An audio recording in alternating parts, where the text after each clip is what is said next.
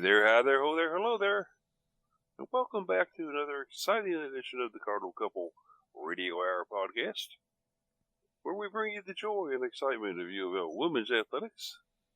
We have been off for a couple of weeks here, not doing the Saturday broadcast due to various commitments and things going on with the four participants that normally take part in it, and even today we have Jared's out today. He is at Freedom Hall at the men's basketball tournament, and Daryl is actually out helping a friend do some moving. So it's down to Case and I, but still we're going to bring you a good show and get you caught up with things as we see them and we know them. So we'll just go ahead and I guess start with the introductions. Case, what's going on? Oh, not much. Just making it through. You know, trying to stay above water with all this rain we've had. But it has been wet, hasn't it? Gosh. Yeah. Between the rain and then the humidity and the heat, it's hard to stay dry out there. It really is, and we just recently had my big Texas bushes out front trimmed up. About several years in the making to have that done on how tall they had actually gotten. I used to be able to look over into the top of them and see them, and now they're about 2 inches taller than me. So anyway, the rain has made things grow, and that's what you expect us. Yeah. As for me, not a whole lot going on. I had some respiratory issues, but I've got back to pretty much back to 100%. Unfortunately, it happens every once in a while. You get a cold that turns into bronchitis, and then your lungs get a little messed up. But I'm doing much better. Thank everybody who is listening and said something for their kind concern and welfare and worry about me, but I'm good. I'm glad to go, and here we are. So, taking a look at things, really, of course, with nothing really happening until August 14th, when Louisville women's soccer will open their season at Auburn. The big thing going on today, I guess, is girls basketball. Okay, so looks like they're taking over the Expo Center and playing some hoops. Well, that was last weekend, and it was a weird one. Last weekend got a little strange with the active shooter that wasn't at the Expo Center and Freedom Hall. There was something about that. Yeah, I remember seeing that. Put it in my, I talked to put it in the article last week that I had a coworker that was in town. His daughter was playing in the event, and talked to him about it on Monday. He said it was very strange, and that was a weird incident. I mean, there were some injuries as a result, as you might imagine, when there are a few thousand people trying to exit in what is a growing panicking situation like that. Minor injuries of crowd movements, but no official, or the official report being that it was a false alarm. It sounds like, from what I saw, that there was like a similar to like a fire alarm system or a shot spotter, where it was automated and that it was set off. That it was like a mechanical issue that set it off accidentally, or incidentally, whatever it was. The reports I was hearing were counter to that official statement, but it is what it is.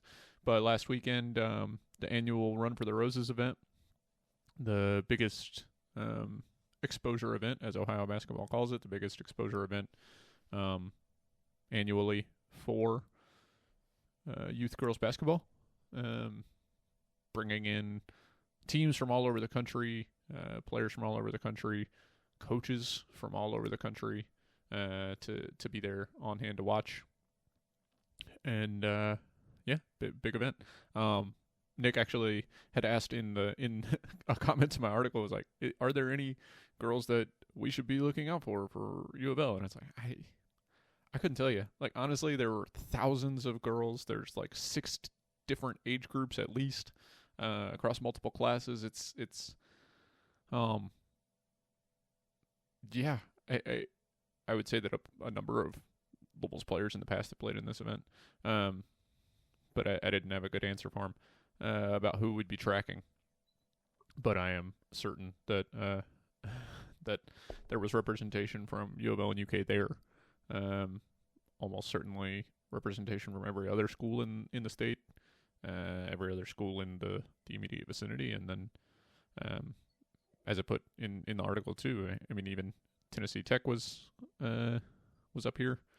They had posted about it specifically. So, yeah, a big event, and really cool that happens here every year. Hopefully this year's event's not marred by it, but it was interesting reading the copy from the event's website talking about how the hotel compression for this event annually is worse than the Kentucky Derby. So definitely a massive event on that front. And I've attended this event in past years. They've had it traditionally at Freedom Hall, although there have been similar events that they've actually held on campus at U of L, where you go to the SAC Center back up behind the kind of main gymnasium in there. There are a series of other gyms. I'm not sure what you actually call those, but they're up there. They got about 4 or 5 different courts, and I think you probably know what I'm talking about. And they play games up there on those for events like this.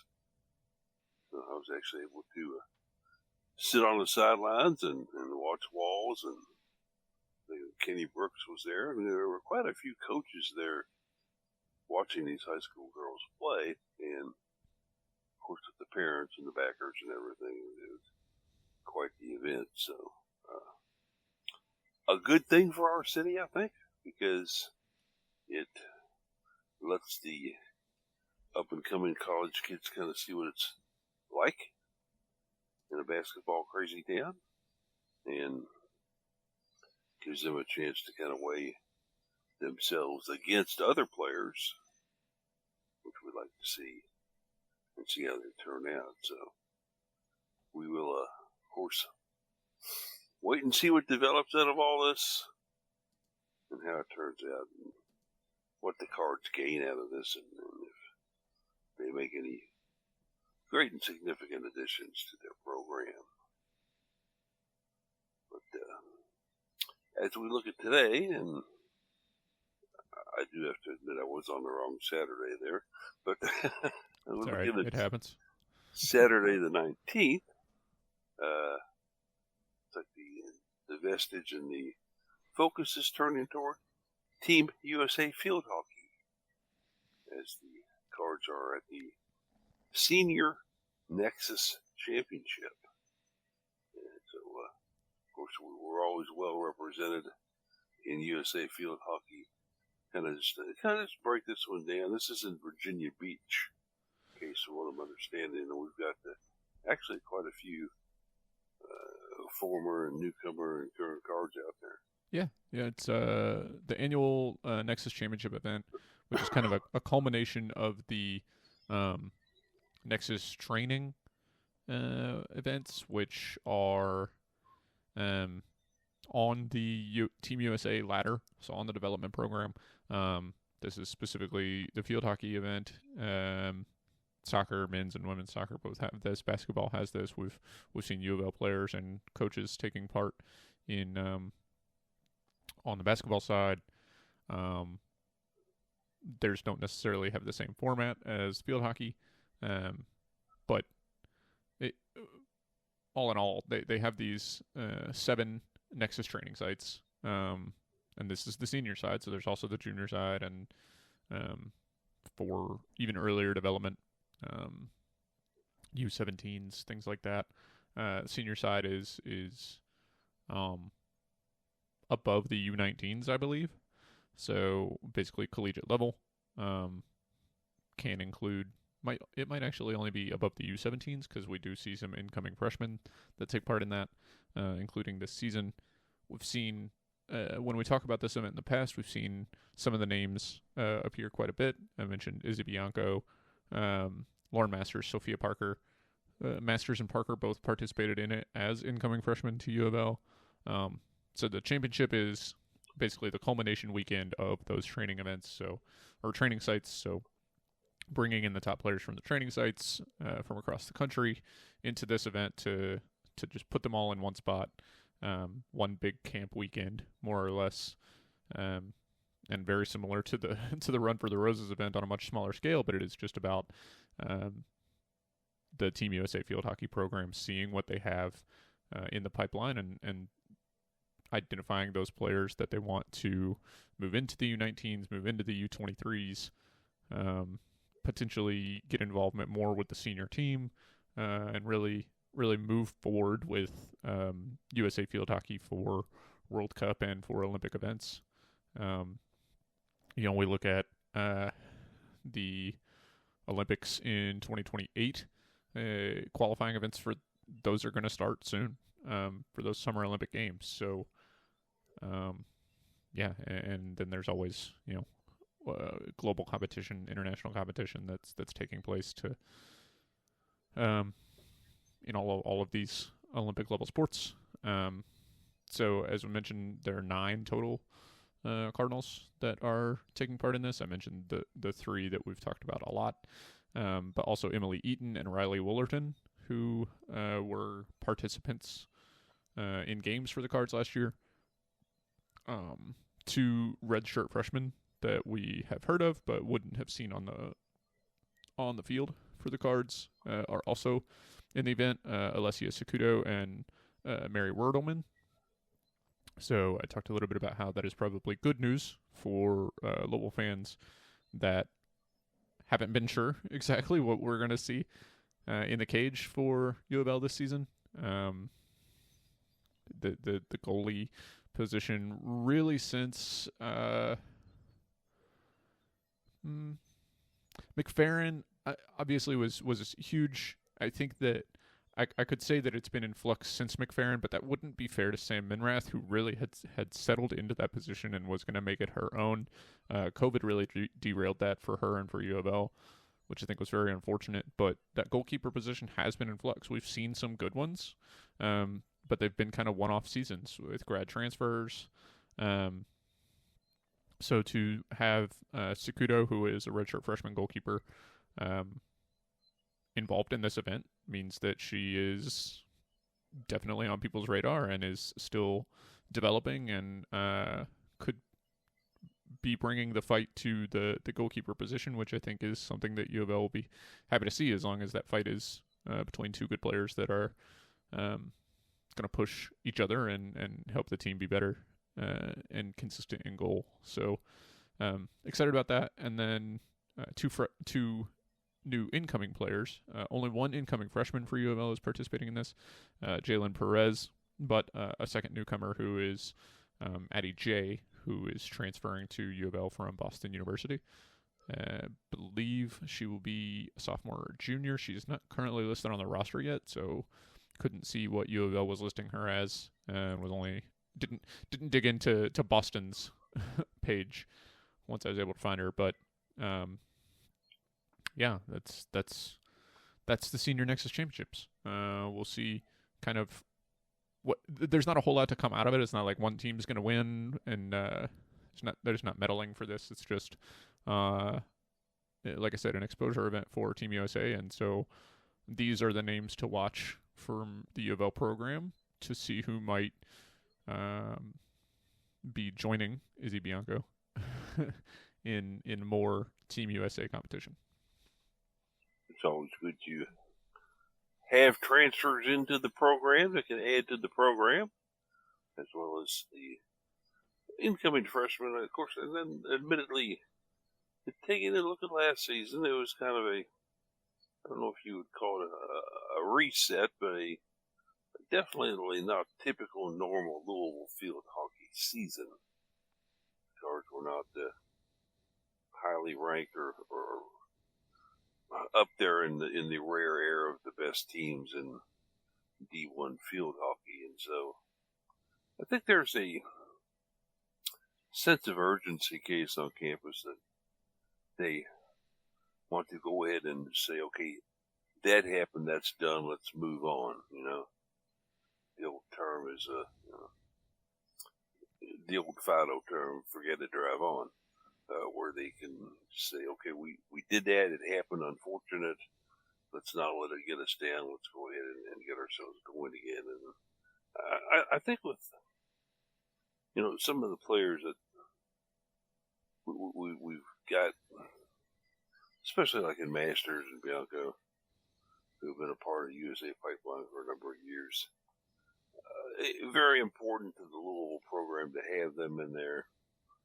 The one player that I'm not really actually two players I'm not very aware of, and I don't know what you've got on them, but Jalen Perez, the incoming freshman, and then also Addie J, who of course is coming in from Boston University, and I think they're in the American East or the Patriot.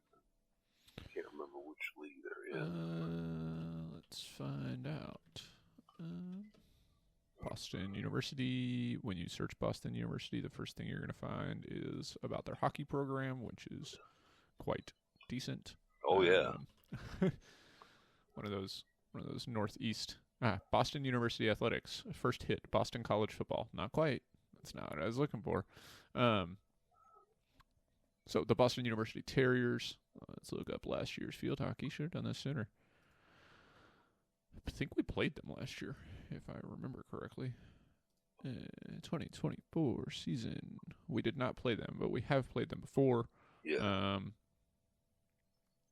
So last season, Boston had a very similar season to U of L. They were 6-11 overall. They were 3-3 in conference. A bit of a down year for them. They are in the Patriot League. It is the Patriot League. Okay. Yes, they fell 1-0 in the semifinal, which was actually the first round of the Patriot League Championship. So apparently, only 4 teams make the Patriot Conference tournament. But they fell to American, who was the number 1 seed in that event last year. They did play Boston College last season. They lost 6-0. They did play Michigan last season. They lost 5-2. So yeah, it was a tough year for Boston.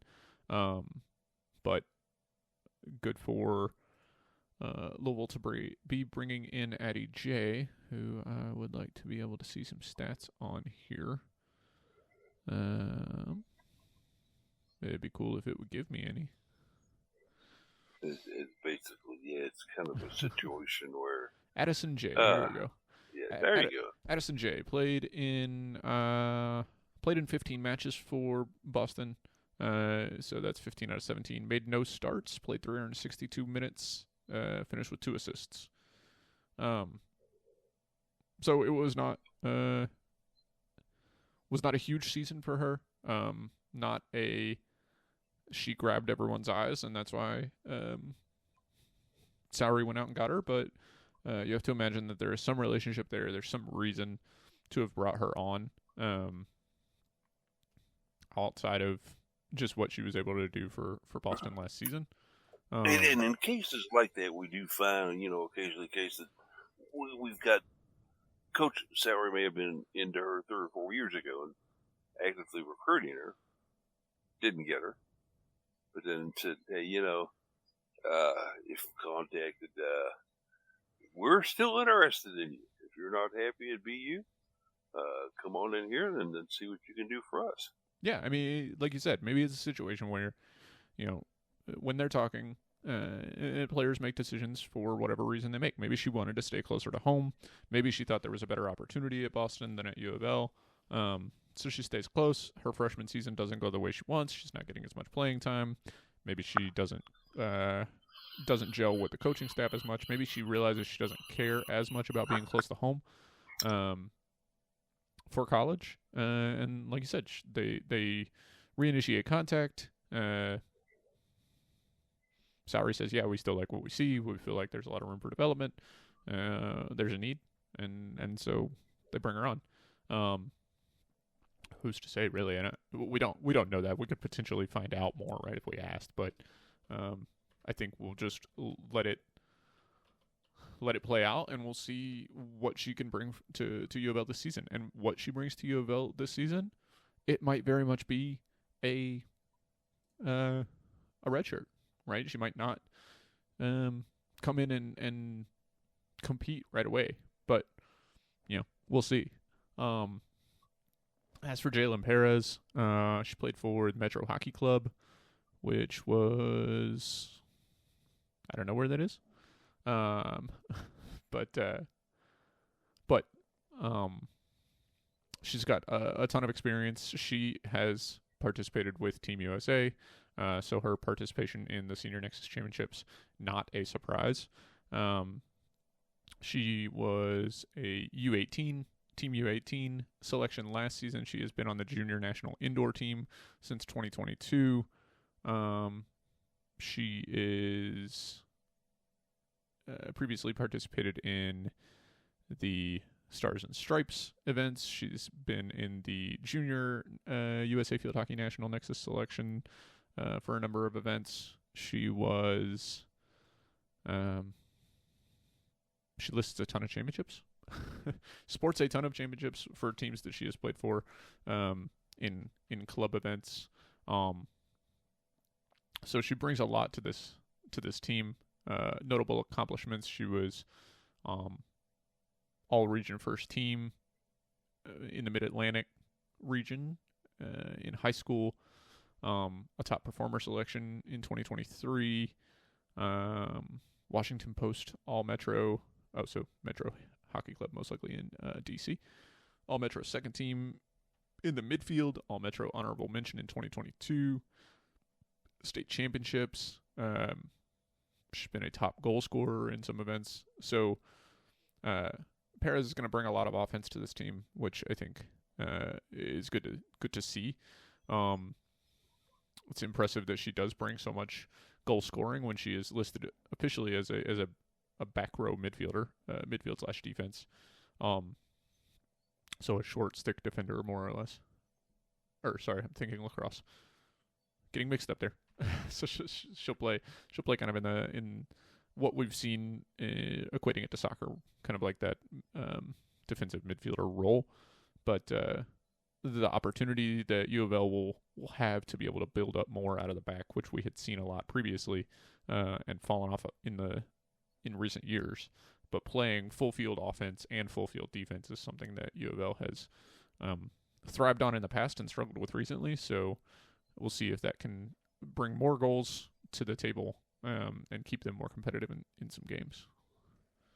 The Cards themselves in the 2025 season will actually begin with a couple of scrimmages, and these will take place on the first one on August 22nd, when they will do their semi-annual scrimmage or game against Bellarmine. It kind of varies from year to year. They'll take on Bellarmine, and certainly always a good competition. I think the Knights really appreciate the fact that they get to play a D1 power like Louisville in field hockey. And it kind of gives them a case in a sense of where they're at early in the season and what they need to do, and what worked against them, what worked for them. And then, of course, after that, a trip, Miami of Ohio comes to town. Once again, another scrimmage, not listed as an actual game, and they have been a very good field hockey program, Case, in past years. I don't know if their stars is shining quite as brightly as it used to, but at one time they had a heck of a field hockey program up there. And of course, then, just to kind of take a look at the first three, after that, the Cards will take on Michigan State, always a very tough Big Ten opponent. And then Ohio University, the Bobcats, which will close out basically the month of August. and then they'll get a few days off, and then take on Drexel, and that'll be actually at IU with two matches up there in a couple of days. They'll play Drexel first, and then they'll play IU. So good experience early for this Cardinal team to get out there and take on some very good opponents in the first. Let's call it the first six pack. Sauer, of course, has never been a stranger to scheduling good competition. And certainly when we take a look at these first six cases, I think you're looking at a program that is saying, hey, we're going to try to rebuild here. We're ready to go. Let's get this going. Yeah. You take the two scrimmages out and look at the first 7 games of the season. Louisville plays 5 Big Ten teams. Yeehaw. Yeah, that's... to their benefit, 4 of those 5 are at home, and the 5th is Indiana. So you're thinking, okay, there's some opportunity there. But Northwestern, Iowa, and Ohio State are going to be incredibly difficult games. And you play them back to back to back. All at Trigger Stadium, to be fair, but still a Friday-Sunday weekend against Northwestern and Iowa. Goodness gracious. What kind of scheduling nightmare is that? I just mean as far as the difficulty of the games. Those are both at home, so it is what it is. But, yeah, when I wrote, when the schedule came out, wrote a little bit about it. You know, Michigan State, a very similar team to Louisville last year. They had almost an identical record to common opponents. They had almost an identical record in overall play. That's going to be a really indicative game for both teams. You know, they will, like I said, they're teams that were very similar last year, and they're going to go head-to-head and say, okay, are we still similar? Have we gotten better or have we gotten worse? It'll be really squaring up against them, and it's interesting to see that as the first game of the season, like I said, excluding the scrimmages. But yeah, it'll be a good first weekend. A lot of green at Traeger with Michigan State and Ohio coming in. But yeah, it'll be a good first weekend there. Other than that, we've talked a lot about how it's just about seeing what this team is going to do to improve over last season. And so we'll look with anticipation to see how the Cards, as I say, break out of the gate after what was less than I think, satisfying season for the team and for the players last year, to see if they can get things rolling and get back to their rare era being a top 10 or 15 program. And then looking on to other stuff that we've done this week in articles, Daryl had the right for us Friday. She was hoping to be here today, but then being the kind-hearted soul that she is, she has a friend who needed some assistance in moving. And so Daryl said, let's go ahead and do this before it gets too steamy out there, which is a very good idea. I think we're supposed to hit, mid-90s today again. And so getting stuff done early in the morning. Always a great idea, but Daryl did our Friday right and kind of gave us an idea about what she's been seeing around campus and things like that. She does actually work at the university, as most of y'all well know, and then occasionally we'll kind of report on things. And one thing that I remember, even from when I was an undergrad down there, and I'm sure you remember it well, Case, is when if it rains hard, that campus can tend to flood pretty quickly and pretty deeply. Yeah, especially as a speed school alum. Yeah, right. You're down there at that third right street there viaduct. Yeah. Yeah, you get a little damp under there. I was never one who I would risk the trespass on CSX railway to go over rather than go under in that situation. But also, I did not park on that side of the viaduct very frequently. So I didn't do that. but just driving around campus, it pops up quickly in those underpasses. The city of Louisville is pretty low lying.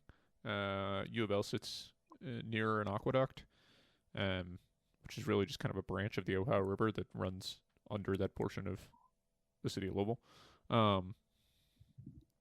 And so the water table is very high.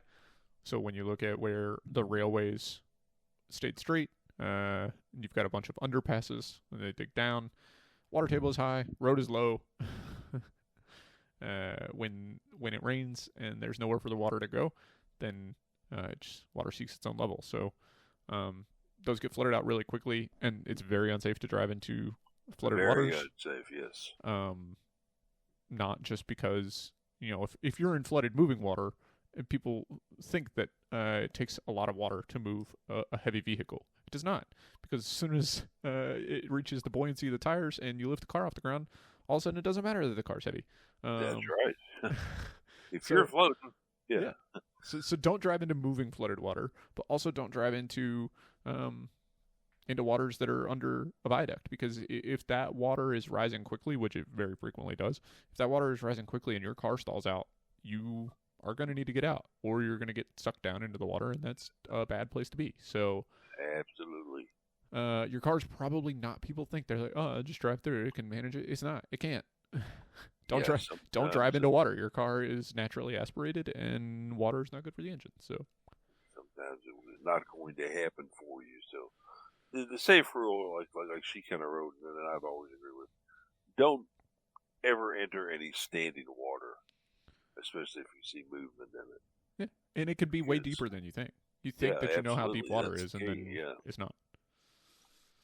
But we've found it, and back in the ancient days when I went to campus down there, over on that other side of the actual viaduct, they had Lum's restaurant, which no longer is there, of course.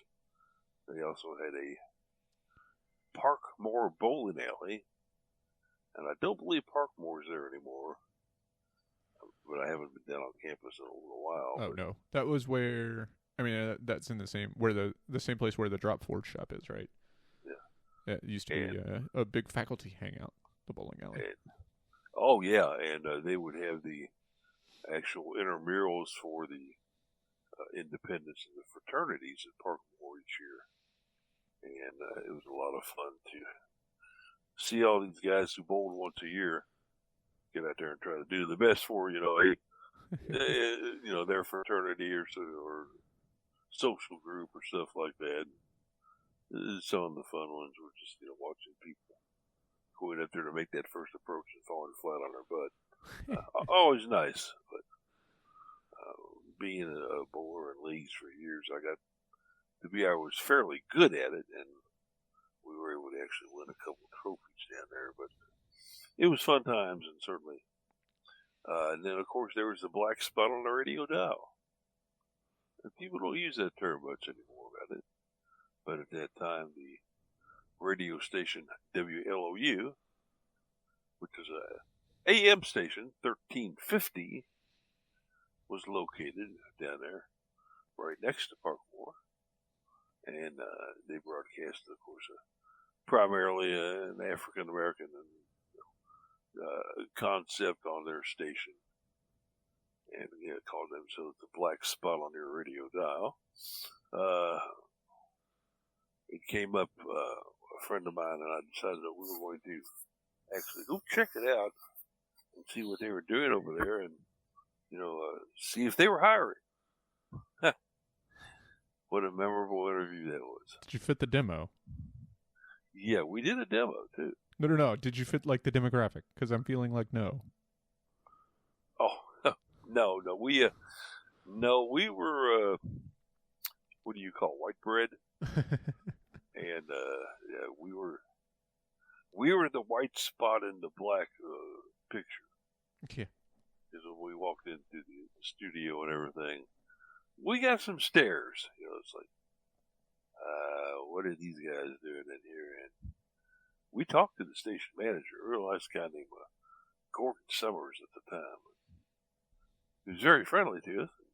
very polite and all. He said, "Guys, I don't think I've got a format that's going to be within your reach, but I appreciate you coming in and checking us out. And certainly, if anything ever changes, I'll let you know." We never heard back from him, but that's fine. I didn't think that we would be on there with DJ McBee or any of those guys like that, spinning the Eagles and Fleetwood Mac. Probably wouldn't have been the concept that they wanted to hear there. Yeah, it would have lasted through one rating cycle. Yep. They would have seen what the numbers looked like during the DJ Paulie radio hour, and actually, I don't think this is for us. Seems we get a massive tune out. They would have gotten, yeah. Seems we get a massive tune out at that time. So why is this guy playing CCR on WLOU? Interesting. But, fun times out on campus though back then. We I was in a social fraternity just to kind of end this dialogue up here on that end. We would throw, back in that day, keggers. If people are unfamiliar with what keggers were, that is basically where you brought in a band, you brought in about 5 or 10 kegs of beer, opened it up to the campus, charged maybe $1 for admission, and people came in and drank to extremes and listened to the music and danced. And we were able to go to the Lum's restaurant and get cups for the draft beer, which we thought was a great idea at the time. It was a 16-ounce cup. And then for the next month, they were finding those littered all over campus. People had basically come in, had a couple of beers, wandered off with the beer, and just threw their cup anywhere. All over the speed school, all over Parkway Field, all over Eastern Parkway. It was something else. But I'm shocked. Yeah. Absolutely appalled that something like that would happen. Yeah, I can't believe that. I mean, we were one of the better actual fraternities on campus as far as academics went, and our parties weren't nearly as wild as some of the others on campus. The Lambicais and the Phi Taus and the Delta Upsilons and groups like that they were Animal House. We were a little more tame than that. But in any event, good times, good college time. But Daryl was mentioning to us in her article that she actually ran into the great Anna DeBeer on campus. Oh, that was where the kegger came from, DeBeer. I see. Yeah. You made that connection along the way. I found it. I got you. Anna and DeBeer. But they were in line for coffee. Although... well, at the time of day that they ran into each other, I would hope that was what they were in line for. Yeah, Daryl said something, though, and I didn't quite understand this, and maybe you can put some explanation to it for me. Like Daryl said that it looked like Anna walked away with one of the pink refreshers in her drink of choice.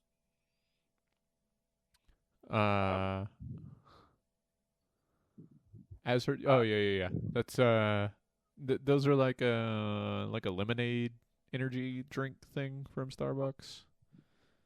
Oh, okay. Yeah. I did not know that. They've got like dragon fruit flavor, and they're actually kind of nice. Sometimes when I'm traveling, I don't get Starbucks very often. But when I'm traveling and I'm in the airport, I'll very frequently go to Starbucks. And if it's an afternoon flight or something, and I just want a pick-me-up that's not coffee, I'll sometimes go for some of those refreshers, and they're nice. They're a little bit difficult to drink now that they don't give you a straw these days, which is fine. But usually you don't get a straw, you get like the tilt lid so that you can actually just pour it out. But they've got chunks of fruit in them, which often clog up the lid, but are too large to come out so that you can eat the fruit. So you just kind of play this game of It's like if you get an ice stuck in the lid of your drink and you're trying to like shake it back and forth to make it so the ice doesn't come, but you get the drink instead. You run into that problem, but with chunks of fruit in those drinks. Well, it sounds really refreshing, and it sounds like maybe not for me, but maybe a drink that Sonia might really enjoy a lot. Yeah. And certainly, we'll have to check into that next time that we do a Starbucks. And quite honestly, about the only time we ever hit Starbucks is if somebody gives us a gift card for Starbucks, whether it be a birthday or Christmas or something like that. I'll be quite honest. I'm just the kind of guy who says, "Hey, I'm fine with my Maxwell House or my JFG coffee, which is out of Knoxville, and my favorite roaster of all time, JFG, which basically people say, well, what is JFG? I said, well, it's a regional roaster out of Knoxville. They do a special blend and a bonus blend, and then they do a decaf blend, and that's it. People say, what does JFG stand for? Well, it depends on who you talk to.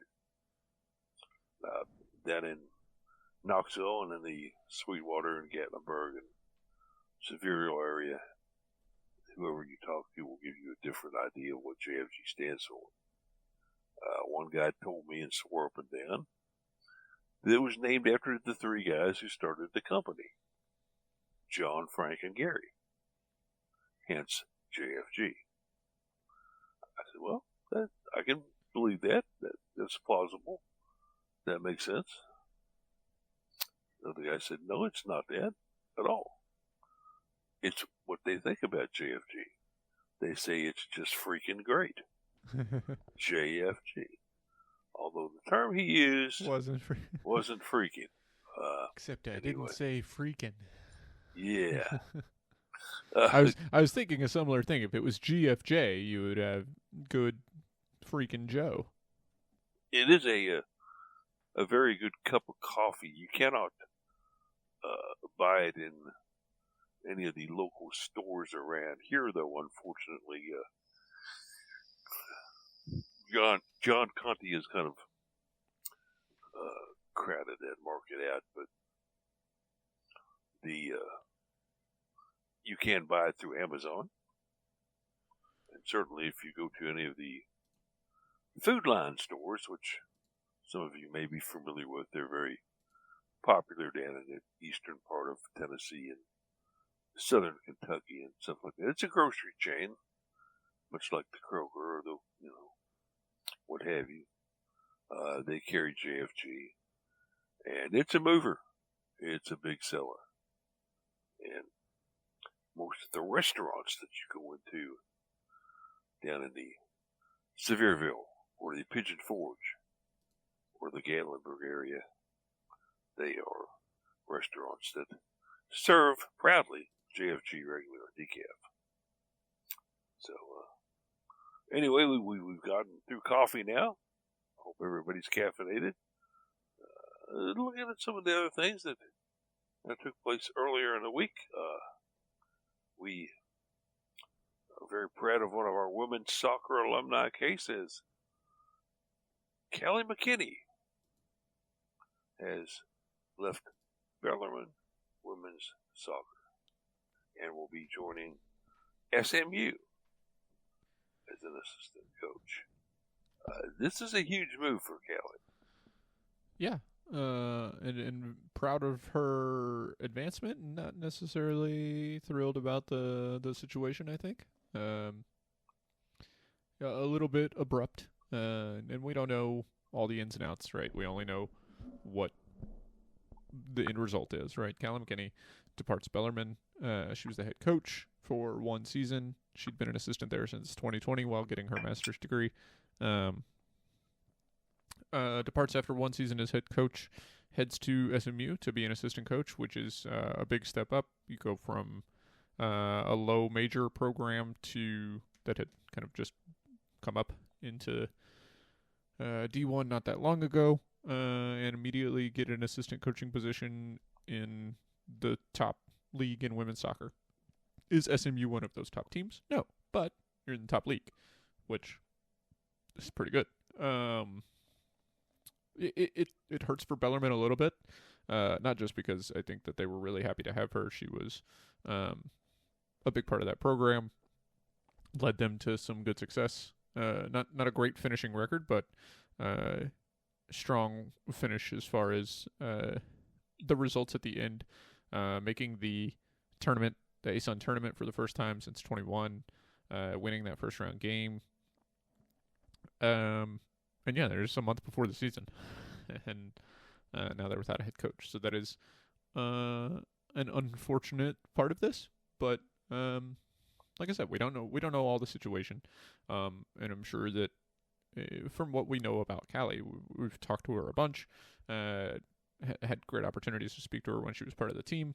Got to speak to her last season after the U of L game when they played Bellarmine, and I mean, seems like a fantastic person. So I'm sure there were reasons beyond just taking the opportunity to jump at that next step. So all in all, a big congratulations to her, and this is a big move, like we said. It seemed like SMU was really happy to have her with their announcement, and I think that it positions her well to move into a head coaching position at somewhere better than Bellarmine.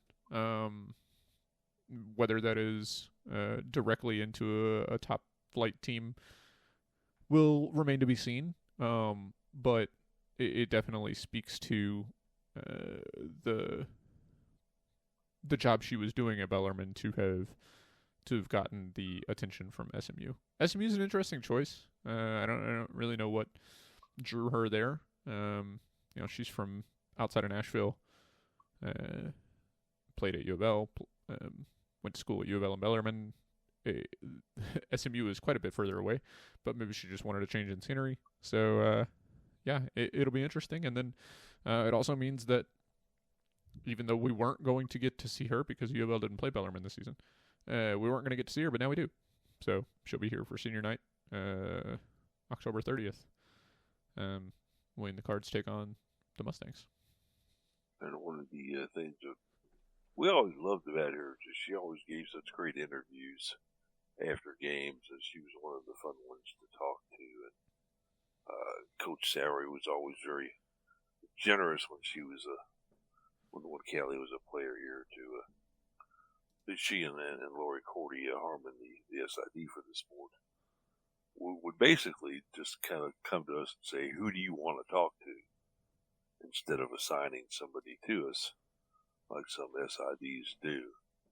Lori has always been very, I guess, proactive maybe in deciding who we want to talk to. And a lot of times we would confer with her. We would go like, oh, McKelly had 2 goals, and that's this, one order, yada, yada, yada. Sometimes it would even be 2 players, which was always fun.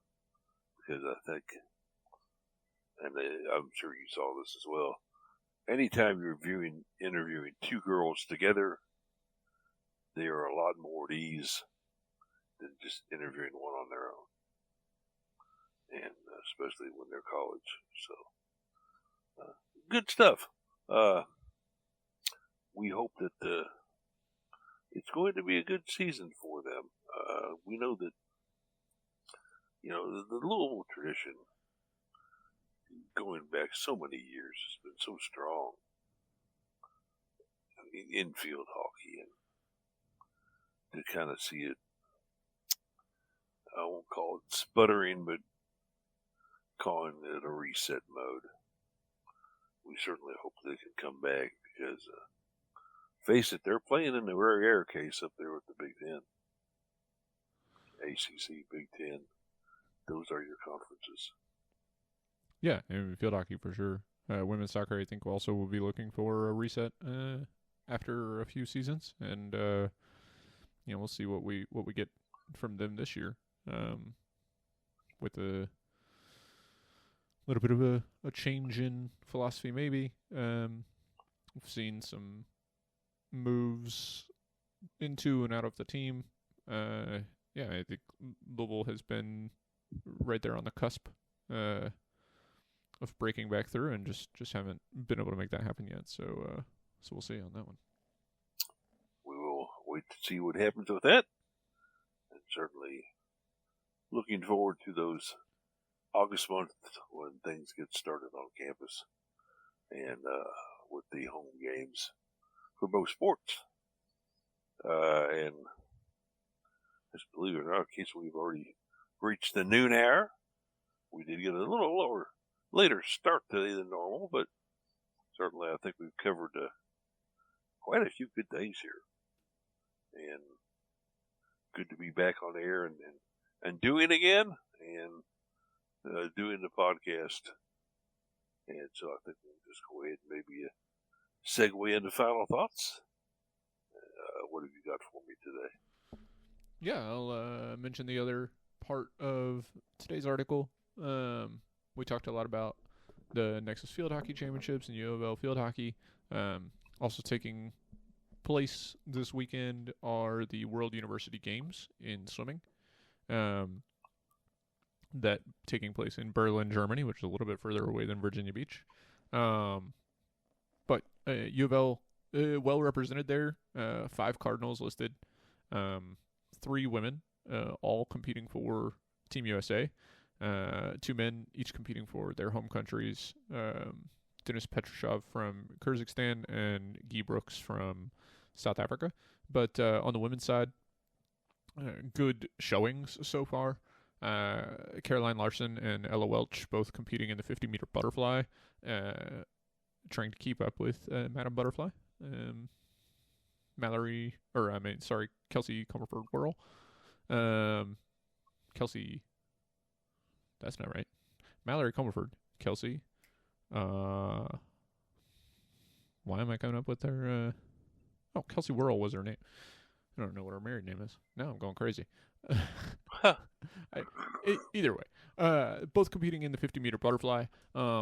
Both advanced to the semifinals. Larson had the 5th fastest time, Welch had the 6th fastest time, and then both moved on from the semifinals to the finals, with Larson putting up the fastest time in the semis, and Ella Welch with the 5th fastest time to advance to the finals as well.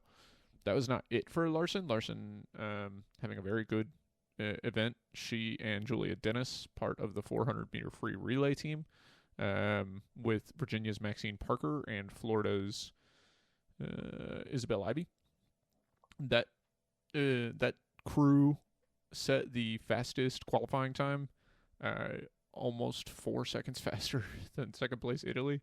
And then they upped the ante even more by going into the finals, and after putting up a 3:37.70 in the qualifying, they put up a 3:36.21 in the finals to take the gold in that event. So Dennis and Larson Cardinals wearing gold.